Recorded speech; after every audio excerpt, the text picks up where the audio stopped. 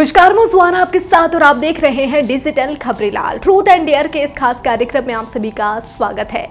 क्या कांग्रेस के लिए मायावती के दरवाजे बंद है? बार बार ये चर्चा होती रहती है कि कांग्रेस और बसपा के बीच गठबंधन हो सकता है। दबी-जुबान में दोनों ही पार्टियों के नेता इस तरह के दावे करते हुए दिखाई देते हैं। वैसे तो बसपा वाले कुछ भी बयान देने से कतराते हैं, लेकिन यूपी कांग्रेस कुछ भी कहने से खुद को रोक नहीं पाते। आपको बता दें कि सूत्रों से ये खबर सामने आ रही है कि कांग्रेस के कई नेता व सांसद बसपा वालों अपने बसपा के मित्रों से लगातार संपर्क में बने हुए हैं।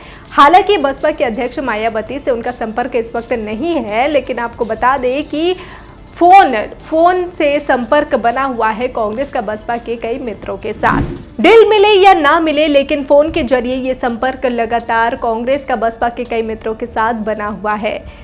भविष्य की तलाश में आज की संभावनाओं पर लगातार होमवर्क जारी है। वैसे अगर होमवर्क की बात करें तो अखिलेश यादव ने भी कुछ ऐसा ही किया था। जी हां, 42 सीटों पर लोकसभा चुनाव के लिए मीटिंग उन्होंने कांग्रेस से की थी। इतना ही नहीं, इंडिया गठबंधन के बैनर तले केंद्र की सत्ता से बीजेपी को हराने का लक्ष्य साथ में तय किया था। लेकिन जैसे ही मध्य प्रदेश में सीटों का बंटवारा हुआ तो कांग्रेस और सपा एक दूसरे के आमने सामने आ गई। अखिलेश के सबसे बड़े विलेन बन गए कमलनाथ। यही वजह है कि अब दोनों की दोस्ती टूटती नजर आई। जी हां, आपने अभी हाल ही में सुना होगा कि अखिलेश यादव ने खुद ये दावा किया था कि कांग्रेस बहुत चालू और धोखेबाज पार्टी है, तो बीजेपी को भी वोट मत देना और कांग्रेस को भी वोट मत देना। हालांकि कांग्रेस को अभी ये लगता है कि बीजेपी के साथ तालमेल बन रही है सपा की। आपको अब सबसे पहले सुनाएंगे अखिलेश यादव का वो बयान जिसमें उन्होंने कहा था कांग्रेस को चालू और धोखेबाज पार्टी। कांग्रेस को भी वोट मत देना, बहुत चालू पार्टी है कांग्रेस। सावधान रहोगे कि नहीं रहोगे? बंसल जी बेबंद में दुखी थे, कांग्रेस ने धोखा दे दिया। अरे जब हमें धोखा दे दिया तो तुम कहां के बंसल हो? जैसा कि आपने सुना कि अखिलेश यादव बीजेपी और कांग्रेस के खिलाफ हल्ला बोलते नजर आ रहे हैं, लेकिन कांग्रेस वालों का मानना है कि अखिलेश यादव बीजेपी को फायदा पहुंचाने का काम कर रहे हैं। लेकिन आज जो बयान सामने आया, अखिलेश यादव मीडिया पर गुस्सा करते नजर आए। क्या कुछ आज उन्होंने बयान दिया और बीजेपी के खिलाफ कैसा उनका रिएक्शन था, आइए आपको सुनाते हैं। छोटी चोर है। किसने कहा था? योगी आदित्यनाथ जी ने। नहीं, ऐसे मत बोल। चश्मा लगाए पत्रकार, बहुत गंदे पत्रकार। नहीं, मैं पत्रकार तुम्हें मैं कुछ बोलूं तुम्हें? तुम बीजेपी के एजेंट हो बेटा, तुम बीजेपी के एजेंट हो। और बीजेपी के एजेंट नहीं होते तो इतना महंगा रेबेन का नकली चश्मा न लगाए होते तुम। सर इसकी फोटो खींचो जरा, खींचो फोटो। तुम्हारा नाम क्या है? पूरा नाम बताओ, पूरा नाम। नूर काजी। मुस्लिम हो आप? तो ये भाषा होगी मुस्लिम? नहीं सर, आरोप लगाए आपके पास। नहीं, गलत बात है। इतना झूठ मत बोलो। अगर इस तरह के आदमी पत्रकारिता करेंगे तो बिके हुए लोग हैं भाई, बिके हुए लोगों को मत आप बुलाया करो। पिछले चुनाव और सुनो, सुनो बेटा, सुन, इधर सुन। ये जो बोल रहा है मुझे नहीं पता पत्रकार है कि नहीं है। अगर मैं मान लेता हूँ ये पत्रकार है, ये बताओ, यही तो लड़ाई है सामंतवादी और मनुवादी की। शांत रहे। जैसे मैं हूँ, जब मैंने मुख्यमंत्री आवास खाली किया तो बताओ गंगा जल से धुलवाया था बीजेपी ने। उसी मुद्दे में सर सोचो, बीजेपी ने गंगा जल से धुलवाया।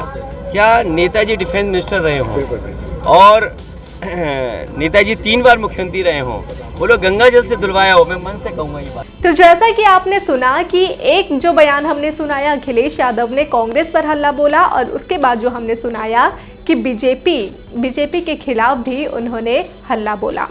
लेकिन अब ये सवाल कि इंडिया गठबंधन में इतना सब कुछ होने के बावजूद अभी भी इंडिया गठबंधन में सपा और कांग्रेस दोनों ही शामिल है, लेकिन क्या अब उनका ये साथ छूट जाएगा? क्या इंडिया गठबंधन में अब सपा और कांग्रेस आमने सामने हो जाएगी? जिस तरीके से मध्य प्रदेश चुनाव में जो हालात पैदा हुए, जो बयानबाजी तेज हुई, जब कमलनाथ ने कोई सीट नहीं छोड़ी सपा के लिए, तो अखिलेश यादव ने खुद ये ऐलान किया था कि एमपी का बदला वे यूपी से लेंगे। जाहिर सी बात है कि कहीं ना कहीं से अब ये दोनों ही पार्टी एक दूसरे के आमने सामने है। बयानबाजी तो आपने सुना ही। बहरहाल जो मौजूदा हालात है इसे देखकर तो यही लगता है कि इंडिया गठबंधन में शायद कांग्रेस और सपा का साथ इतना ही तक था। अगर ये साथ छूट भी जाए तो भी कोई कल नहीं। कुछ इसी तरह के इरादे अभी मौजूदा हालात को देखते हुए नजर आ रहे हैं। तो चलिए अब बात करते हैं मायावती की पार्टी बसपा की। तो आपको बता दें कि जो बसपा है वो अगला चलो की राह पर लोकसभा चुनाव लड़ने की तैयारी में है। अभी हाल ही में 6 चुनावी प्रचार मायावती ने मध्य प्रदेश में किए थे और इस वक्त वह छत्तीसगढ़ दौरे पर है। चूंकि छत्तीसगढ़ में 17 नवंबर को विधानसभा चुनाव होने हैं और चुनावी प्रचार में जुट चुकी है मायावती। अब यहाँ ये सवाल उठ रहे थे कई गलियारों से जो चर्चा तेज हो रही थी, सूत्रों से जो खबर सामने आ रही थी कि मायावती यानी कि बसपा और कांग्रेस दोनों का क्या गठबंधन संभव है। इसी तरह की चर्चा तो हो रही थी, लेकिन इसी बीच आपको बता दें कि जिस भी चुनाव प्रचार में मायावती पहुंच रही है उन चुनावी प्रचार में कांग्रेस के खिलाफ हल्ला बोलती नजर आ रही है मायावती। जी हां, आपको बता दें कि इस वक्त छत्तीसगढ़ के दौरे पर मायावती है और दोनों ही राज्यों में उन्होंने गोंडवाना गणतंत्र पार्टी से चुनावी तालमेल किया है। दलित और आदिवासी वोटरों के दम पर उनकी तैयारी किंग मेकर बनने की है, लेकिन मंच से वे बीजेपी के बदले कांग्रेस पर कठोर है। कांग्रेस उन्हें दलित विरोधी पार्टी लगती है। उनका दावा है कि कांग्रेस ने बाबा साहब अम्बेडकर और कांशीराम के साथ धोखा किया। मायावती हर चुनावी मंच से जरूर बताती है कि बसपा संस्थापक कांशीराम के निधन पर राष्ट्रीय शोक घोषित नहीं किया गया। उस समय केंद्र में कांग्रेस की सरकार थी। सरकारी नौकरियों में प्रमोशन में आरक्षण का कांग्रेस ने विरोध किया था। मायावती हर चुनावी रैली में कांग्रेस को कोसती नजर आती है, लेकिन कांग्रेस की तरफ से कहीं से भी कोई बयान या प्रतिक्रिया सामने नहीं आती। इससे सवाल उठता है कि आखिर मायावती और कांग्रेस के बीच का ये रिश्ता क्या कहलाता है। यहाँ आपको याद दिला दें कि मायावती ने अगला चलो की राह पकड़ी थी। जी हाँ, लोकसभा चुनाव से पहले जो इंडिया गठबंधन बनाया गया था केंद्र की मोदी सरकार को हटाने के लिए, तो इस दौरान खुद मायावती ने कहा था कि वह अगला चलो की राह पर खुद अकेले बसपा चुनाव लड़ेगी।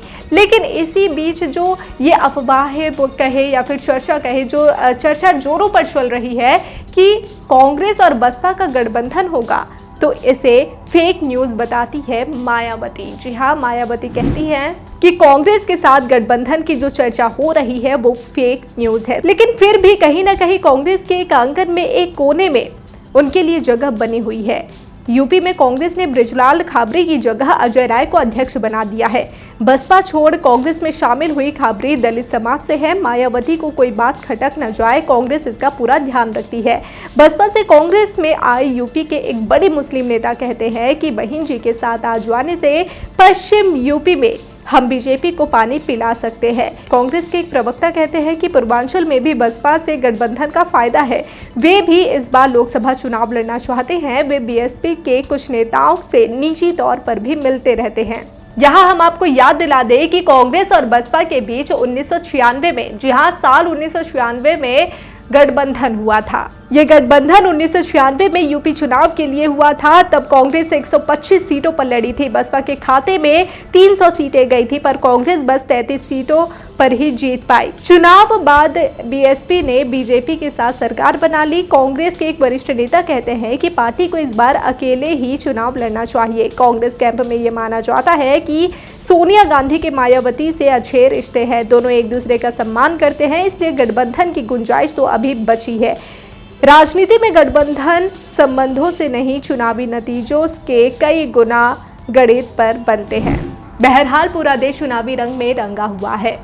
5 राज्यों में विधानसभा चुनाव हो रहे हैं और आगामी साल यानी 2024 में लोकसभा चुनाव भी होने हैं। लोकसभा चुनाव से पहले भले ही विपक्षी पार्टियों ने इंडिया गठबंधन बनाया ताकि केंद्र की मोदी सरकार यानी कि केंद्र की सत्ता से बीजेपी की सरकार को हटा सके, लेकिन देखा जा रहा है कि जब 5 राज्यों के विधानसभा चुनाव हो रहे हैं तो इसी दौरान इंडिया गठबंधन में ही फूट नजर आई। यहाँ कांग्रेस और अखिलेश यादव के बीच जो ये फूट देखी गई, इसी बीच जो एक और चर्चा तेज हो गई कि क्या कांग्रेस और बसपा के बीच गठबंधन तय है, क्या दोनों का गठबंधन होगा। तो इस पर मायावती ने चुप्पी तोड़ी है और उन्होंने इसे फेक न्यूज़ बताया है। बहरहाल अब देखने वाली बात होगी कि क्या जो बसपा है, मायावती की पार्टी, वो अगला चलो की राह पर चुनाव लड़ती है। फिलहाल आज के लिए इतना ही। देश दुनिया की तमाम बड़ी खबरों से जुड़े रहने के लिए देखते रहिए डिजिटल खबरीलाल। खबरें आपकी, नजर हमारी।